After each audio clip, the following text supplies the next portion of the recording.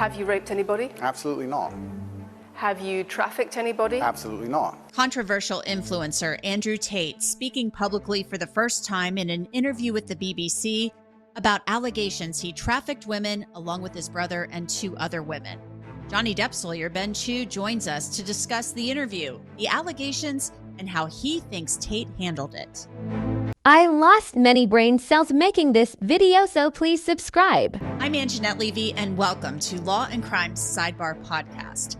Andrew Tate sits down with the BBC and combatively denies all of the sex trafficking allegations made against him by prosecutors in Romania. Tate and his brother Tristan face a number of charges. They were released from jail in April following months behind bars. They're now on house arrest as they face charges of rape, human trafficking, and organized crime. Here's a portion of the interview with BBC correspondent Lucy Williamson. But you have admitted using emotional manipulation to get women to work in the webcam industry for you. No. We have an open criminal investigation. I am absolutely not really sure I'll be found innocent. I know the case better than you. I know it intimately and you don't. I have seen all the criminal files and the evidence against me and you haven't. I know the truth of what happened and you don't. Joining me to discuss Andrew Tate's interview and the charges against him is someone who is very familiar with representing an incredibly high-profile client. He is Ben Chu, and he represented Johnny Depp, you will remember, just over a year ago now, in his defamation trial against his ex-wife Amber Heard, and they won that case. Ben, welcome back to Sidebar. Thanks for coming on. You're welcome, Anjanette, and thank you for having me. It's a pleasure to be here. Definitely, yes. We're so glad you could join us. First of all, your thoughts on the case itself. These are pretty serious allegations, and Andrew Tate is denouncing all of these. He's denying all of it. These are, as you say, Anjanette, extremely serious charges. My reaction to his recent interview on the BBC was, as a lawyer, taken aback. I don't think, in light of the serious nature of these charges, I do not think he should be speaking out publicly at this point. It was a little surprising, and it kind of almost reminded me a little bit of Prince Andrew's interview that he did with the BBC back a couple of years ago regarding allegations surrounding Jeffrey Epstein and some other people.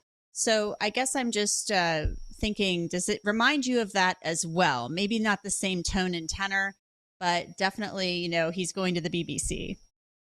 That had not occurred to me, Anjanette, but I think that's a spot-on analogy. I mean, obviously, Prince Andrew and Andrew Tate are very different individuals, but the tenor of it was quite similar. And Andrew Tate obviously has had a great deal of success as a kickboxer on TV and as an influencer. So I can understand the self-confidence from which it flows. But I think it's a problem for him to go on the record substantively when his words obviously can and will be used against him. And B, I think his style, where it might suit him well in some arenas, does not suit him well in the judicial arena, especially interrupting a female interviewer, being sarcastic, telling her she's not the boss here, seems to give the impression that there may be some truth to the underlying charges. Whether there is or not, it creates a very bad impression.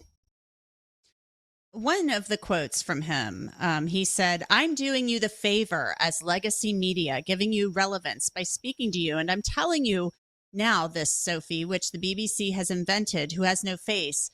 Nobody knows who she is. I know." And he's certainly taking a certain tone there. And we know that Andrew Tate has this persona. He's been deplatformed from a number of social media platforms in the past. He's been labeled a misogynist. That kind of quote right there to me was pretty surprising. I completely agree with you, Anjanette, and there are others that we could cite. It's just not a good soundbite for him at this point.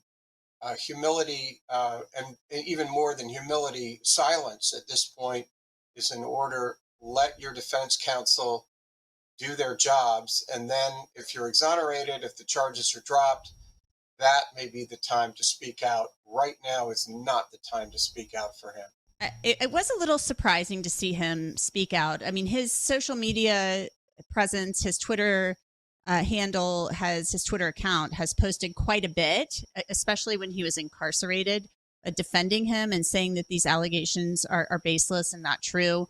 So I'm a little surprised, but I'm also not. The case is moving forward. There is still kind of in an investigative phase of sorts. Do you expect more to come out of this? Do you expect more charges? I don't want to speculate as to whether there will be more charges. Just going back to our point, I think he would be better served to focus on his legal defense and hire a good PR firm, and there are many out there, to handle the communications and leave it all to the professionals. It's interesting you mention a PR firm and hiring a good PR firm. Did you have that experience with Johnny Depp when representing him? We did. We had the Hiltzlik firm, Matthew Hiltzlik, and his crew are just outstanding in the communications arena. And that is the kind of firm that he should be hiring. And I think he is represented by a publicist. I should mention that we have actually requested an interview with his attorneys and with him a few times now, and we have been denied or declined. Our requests have been declined to this point.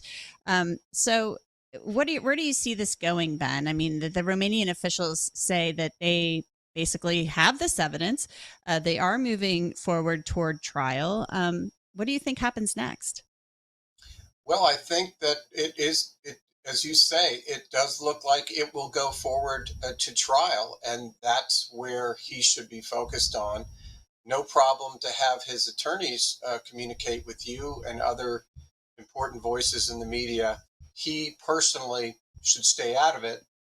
And I think your viewers and most viewers these days are sophisticated enough to understand why a principal himself or herself would not be directly addressing the media, but doing so through his representatives. That's not a cop-out. It's not a dodge. People understand why he would and should be doing it. It's not an indicia of guilt in any way. It's a sign of being smart. Well, Ben Chu, we appreciate your time and your expertise as always, and thanks for coming on. We hope you'll come back soon. Hope so. Thanks so much, Anjanette. Have a great weekend. Like and share the video if you're not a nerd.